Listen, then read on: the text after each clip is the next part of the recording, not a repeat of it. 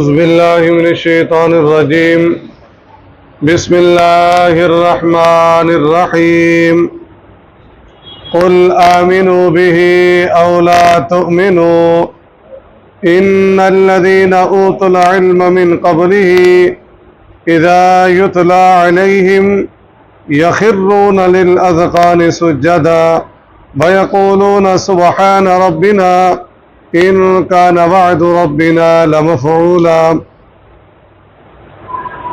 پارہ نمبر 15 سورت بنی اسرائیل آیت نمبر 107۔ قل آپ کہہ دیجئے پیارے پیغمبر علیہ السلام، آمنو بھی تم ایمان لاؤ اس پر، او لا تؤمنو یا تم ایمان نہ لاؤ۔ ان کفار مکہ سے کہہ دیجئے ایمان لاؤ یا نہ لاؤ، کس پر؟ قرآن مجید پر، جس کو ہم نے حق کے ساتھ نازل کیا، اور جو نازل ہوا وہ کیا ہے؟ حق ہے۔ تو اس پر ایمان لاؤ گے تو تمہارا فائدہ ہے، اور نہیں لاؤ گے تو اس میں کوئی فرق نہیں پڑتا۔ ٹھیک ہے جی۔ ان الذین، بے شک وہ لوگ جنہیں اوتوا العلم دیا گیا ہے علم، من قبلہ اس سے پہلے، قرآن مجید کے نازل ہونے سے پہلے جن کو علم دیا گیا وہ کون تھے؟ ٹھیک ہے جی، جن کو تورات انجیل دی گئی ان کی بات ہو رہی ہے۔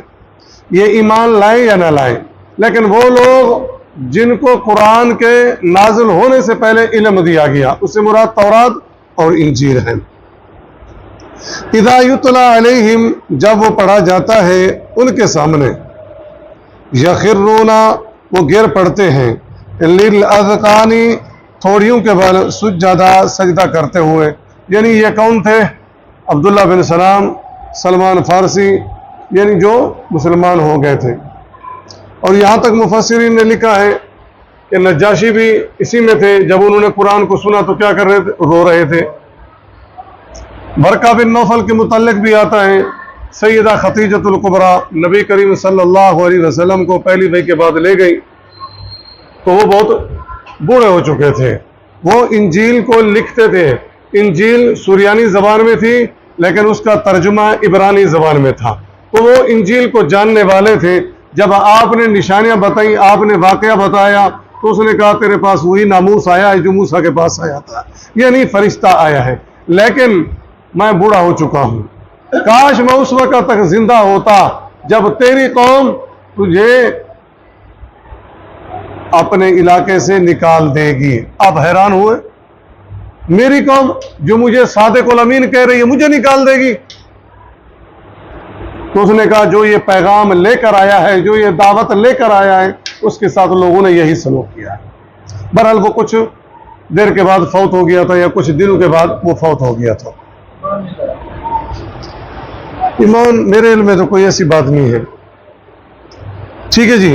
تو وہ لوگ جن کو قرآن کے نزول سے پہلے علم دیا گیا، یعنی تورات انجیل کا، ان کے سامنے جب قرآن مجید پڑھا جاتا ہے تو وہ اپنے ٹھوڑیوں کے بل گر پڑتے ہیں۔ گرتے کیوں ہیں؟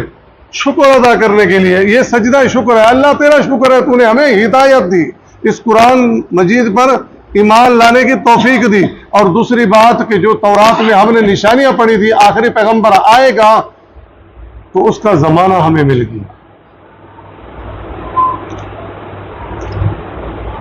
وَيَقُولُونَ، اور وہ کہتے ہیں سبحان، پاک ہے، ربنا، ہمارا رب، ان کان وعد ربنا مفعولا، بے شک ہے وعدہ ہمارے رب کا ضرور پورا ہو کر رہنے والا۔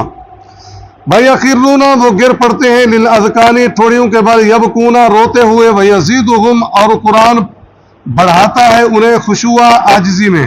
پہلے بھی تھا وہ گر پڑتے ہیں تھوڑیوں کے بل، اور دوسرے مرتبہ بھی ہے وہ گر پڑتے ہیں تھوڑیوں کے بل۔ کیا مطلب؟ پہلی مرتبہ بطور شکر، اور دوسری مرتبہ عاجزی اور انکساری۔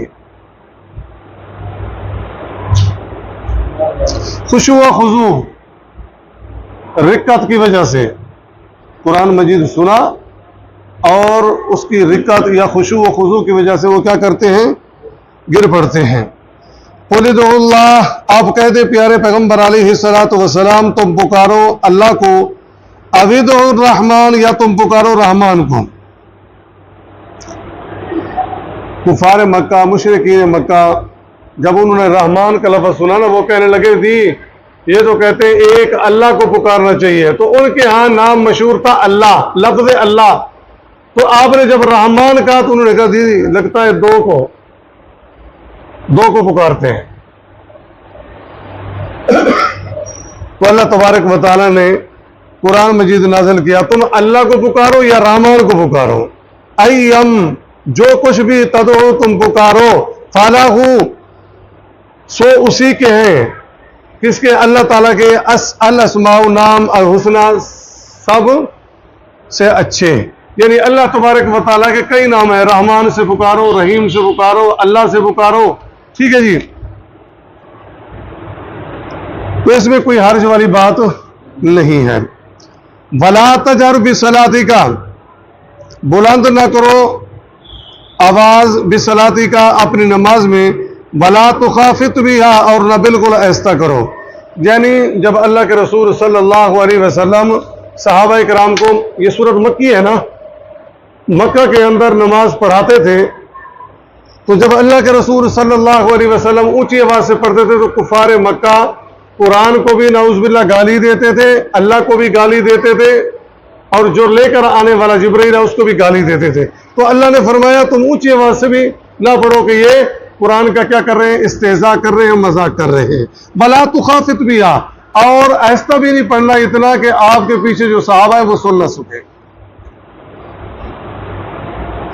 ابو داؤد کی حدیث میں آتا ہے اللہ کے رسول صلی اللہ علیہ وسلم نے دیکھا سیدنا ابو بکر صدیق رضی اللہ تعالی عنہ قرآن مجید پڑھ رہے ہیں اونچی آواز سے، اور پھر کسی موقع میں دیکھا سیدنا عمر پڑھ رہے ہیں ہلکی آواز سے، تو آپ نے پوچھا اے ابو بکر اتنی اونچی آواز سے؟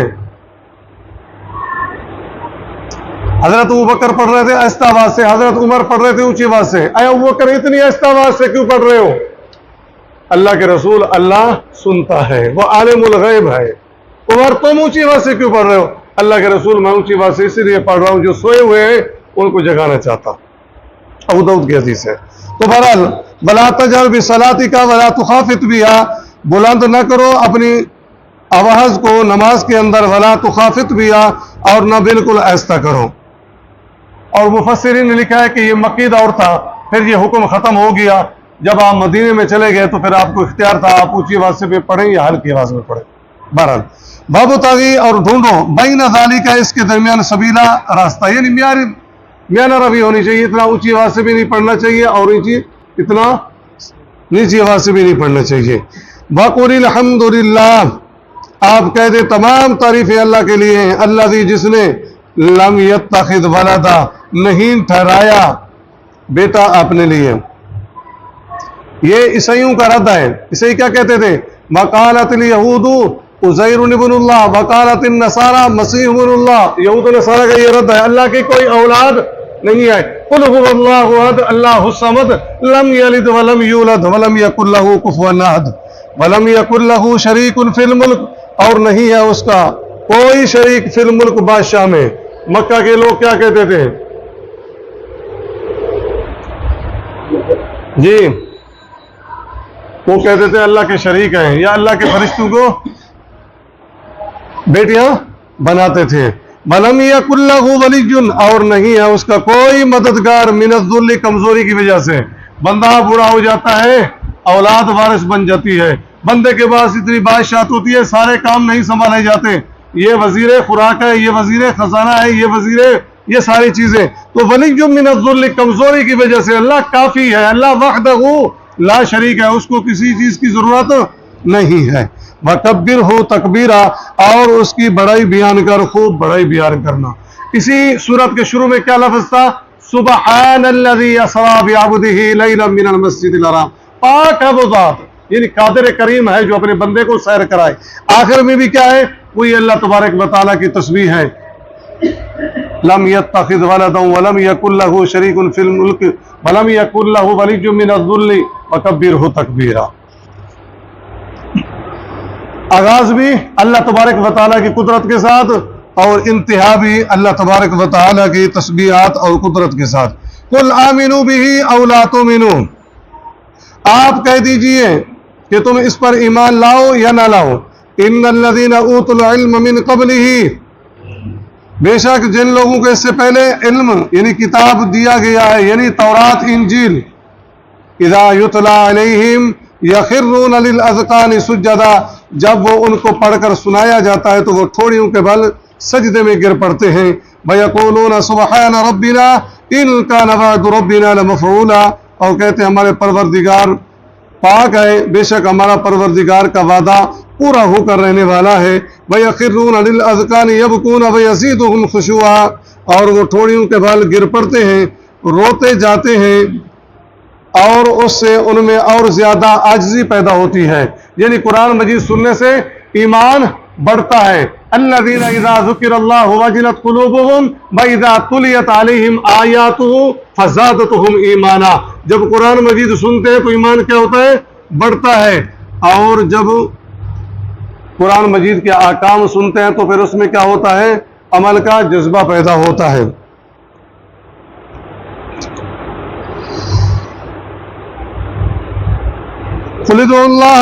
रहमान, आप कह दें ऐ प्यारे पैगम्बर अलैहिस्सलातु वस्सलाम, तुम अल्लाह के नाम से पुकारो या रहमान के नाम से पुकारो।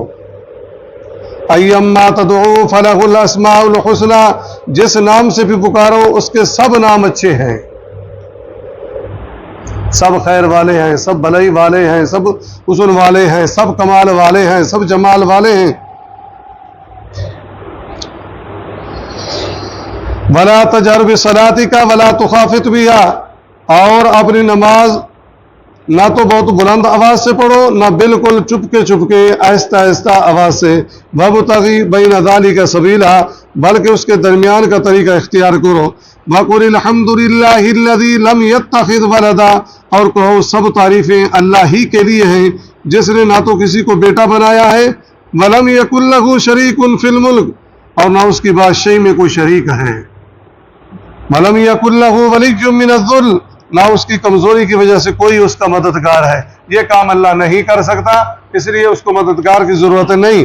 वकब्बिरहु तकबीरा, और तुम उसकी खूब बड़ाई बयान करो। सुब्हानक अल्लाहुम्मा व बिहम्दिका नशहदु अल्ला इलाहा इल्ला अंता नस्तगफिरुका व नतूबु इलैक।